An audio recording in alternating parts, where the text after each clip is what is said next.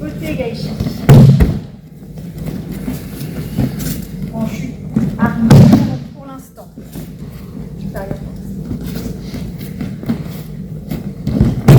Vous aurez une bonne appréciation de où est-ce que vous devez terminer le mouvement.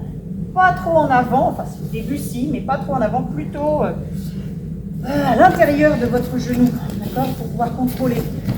Notamment si vous êtes amené à faire une stabilisation, que le chemin soit court entre le moment où vous projetez et le moment avec toujours du poids et un contrôle sur votre partenaire. Donc si vous voulez de temps en temps vous faites l'immobilisation, sinon c'est pas la peine à chaque fois, mais il y a bien le sens que le mouvement ne se perd pas vers l'avant. D'accord, sinon on se court un peu après avec le partenaire, ce qui est très dommage. Là, à peu près. Sauf les débutants, bien sûr. Hein. Les débutants, c'est pas grave si vous êtes un peu dans une position comme ça. Mais... on arrive vite à la limite. Donc en termes de relation pied-tori, là, il doit y avoir du poids, d'accord, si on n'est pas à bout de bras. Allez, allons-y. On reprend le chemin du côté gaïchi.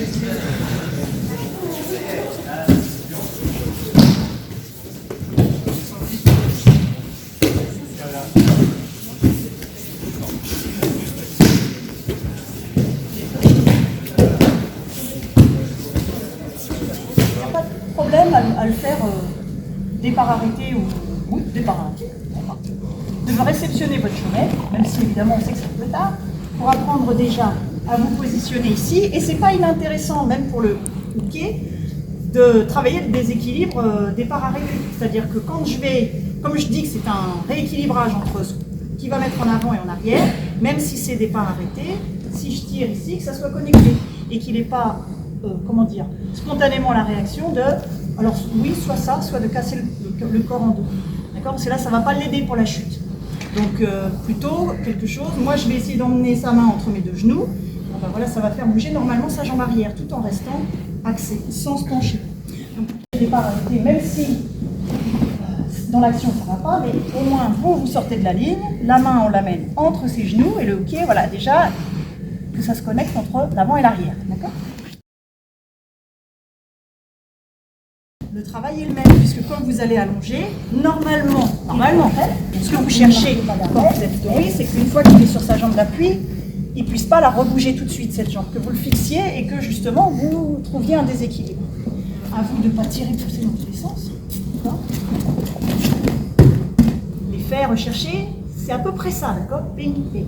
Et quand il va se revenir vers moi, droit bien sûr, puisqu'il n'a pas de raison de rester à ras du sol, c'est là que vous allez faire votre côté gaïchi. Comme ça, vous trouvez la logique.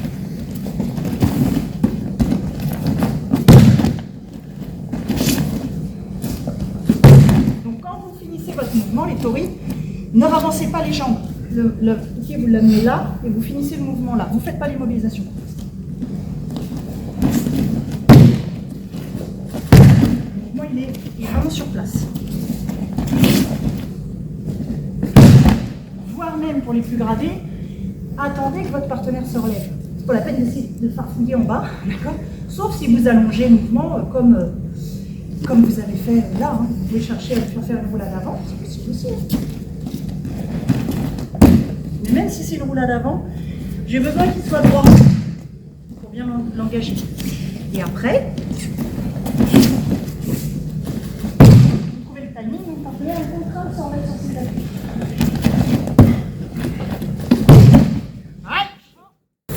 Donc là, quand vous faites Tomenichi Kiora, faites-vous plaisir, c'est maintenant qu'on saisit, c'est en dessous. Ensuite, pareil, vous pouvez faire ça départ arrêté, hein. Vous décalez, bing, bing, bing, et emmenez partenaire. Vous pouvez tous les côtés, il n'y a pas de d'accord? Comprendre que cette main, c'est la main de votre protection, que celle-là, elle s'imbrique dessous.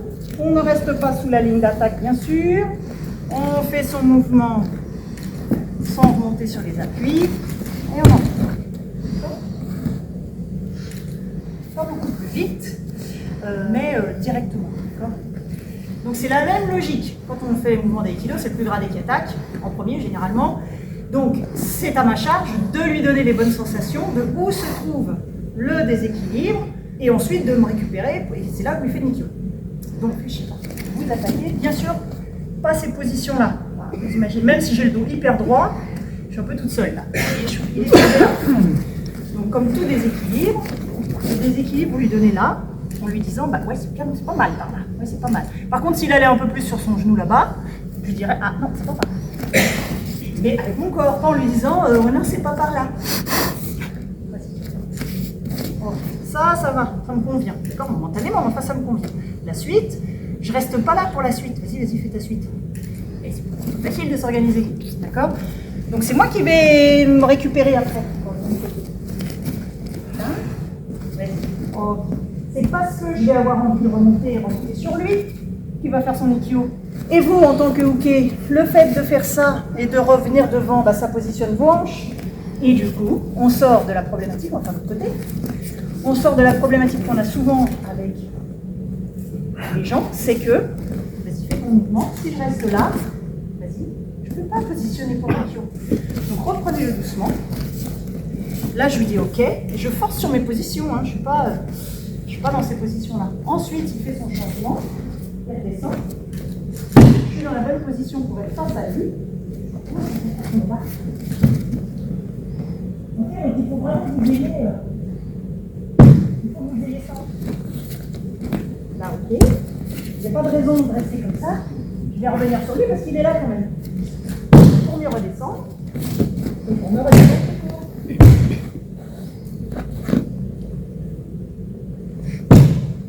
Allez, changez.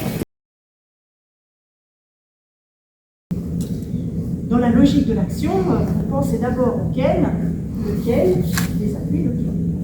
Ah, mais il y avait qu'un qui a que la droite, que le côté droit. Le côté droit, avoir conscience que ça ne passe pas sur le côté de l'oreille, mais que ça repasse à chaque fois en shomen. Donc pour le systématiser, vous allez faire que la droite. On ne fera que la gauche. On fera droite-gauche. Oui, ah non. Donc, hey. Hey. Hey.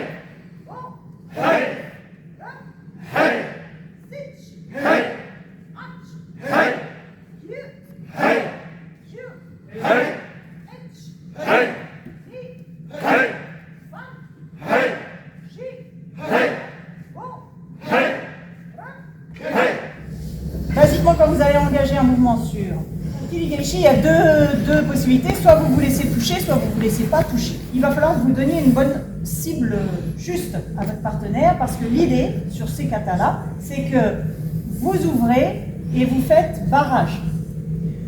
Dans un sens ou dans l'autre. Pour l'instant, on va faire barrage direct. On petite ouverture et on monte lequel pour qu'il y ait. Alors, il ne faut pas que ça soit impossible, c'est-à-dire trop droit. Il ne faut pas que ça soit trop facile, parce que là, ça va être facile pour Jean-François.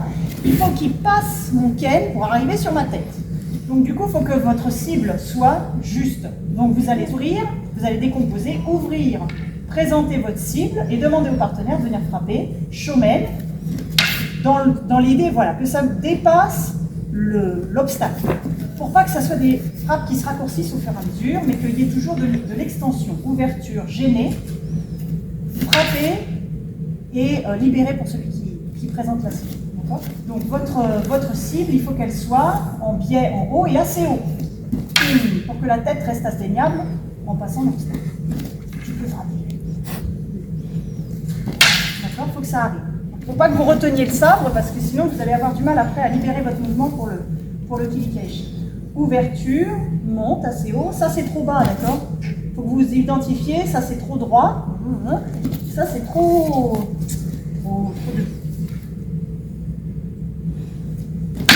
d'accord, ce genre d'attaque. Ouverture, montée, laissez frapper, relâcher. D'accord? Tout ça avec un bon kirami. Aïe!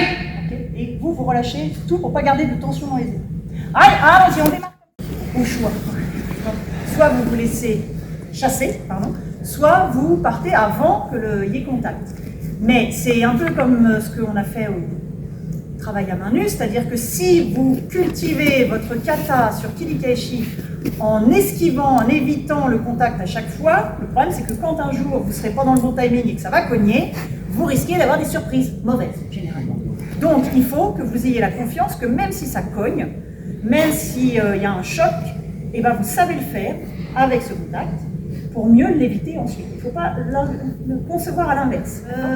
Dans la logique du budo, hein, d'accord, des arts martiaux. Donc, si on le décompose, on va ouvrir, excuse-moi, tu vas m'attaquer. On va ouvrir, on va présenter le sabre pour qu'il y ait gel, il frappe, ligne.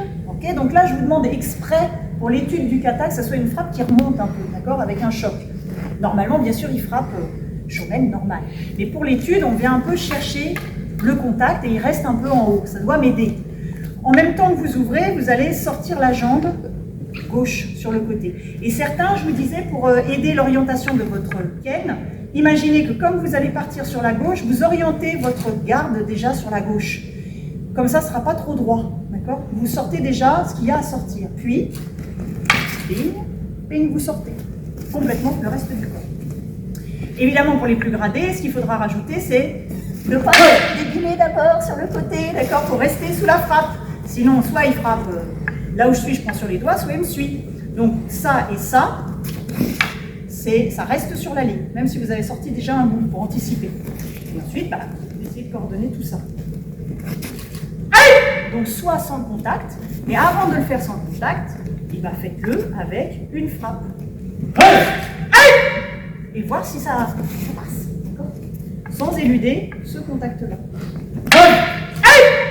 Voire même, pour les plus gradés, que la frappe du partenaire vous aide à sortir. Voilà, c'est plus must. D'accord, que ça vous fasse sortir sur le côté. Que ça ne soit plus une contrainte qui vous gêne, mais que ça vous donne l'élan pour sortir. Ce qui fait que plus il frappera fort, plus ça doit vous donner de l'élan. Dans une certaine limite, bien sûr. Donc au début, frappez pas trop fort. D'accord. Après, vous pouvez frapper de manière plus droite. D'accord. Il y aura moins besoin d'avoir un shomen qui remonte. Mais vous avez la même gestuelle. Et là, vous allez présenter le ken dans l'autre sens, forcément. Puisque vous allez sortir par là, votre garde, elle vous indique maintenant c'est vers la droite. Donc, cette fois, ça va être la jambe droite que vous allez sortir. Même logique. C'est un peu plus dur de sortir de ce côté-là. Donc souvent, on aura besoin de descendre un peu plus sur les appuis. Un peu plus. Mais il faut s'obliger à garder la jambe droite devant. Parce que quand vous le faites tout seul, je vous explique un instant, quand vous le faites tout seul, vous êtes jambe droite devant. On peut complètement concevoir de changer les jambes, de s'éloigner, de se rapprocher. Mais là, c'est dans la logique d'avoir les épaules qui restent de face, comme quand vous êtes tout seul, et de trouver de l'aisance de vous insérer pour rester irimi, on va dire que irimi, que vers l'avant, et d'être de plus en plus près. De ce côté-là, c'est généralement plus facile. Plus facile. De l'autre côté, ça demande déjà de se croiser les bras, et c'est un peu plus dur. Donc vous cherchez à avoir la même aisance gestuelle, sans vous prendre votre ken sur la tête, sans vous gêner avec vos propres jambes. Pour rentrer, l'idée c'est de rentrer au cœur du mouvement, on va dire le plus directement possible. Toujours pareil, soit sans contact, soit vous laissez le partenaire frapper sur le ken, mais ça doit encore une fois vous aider puisque vous gênez.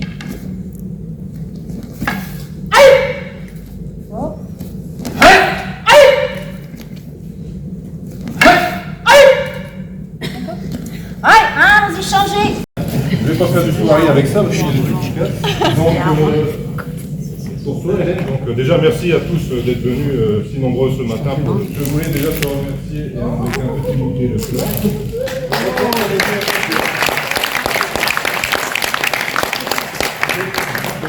Spécialité locale que il faudra démontrer.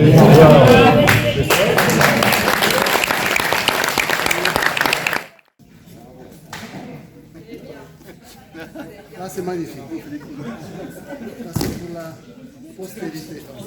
C'est beau ça.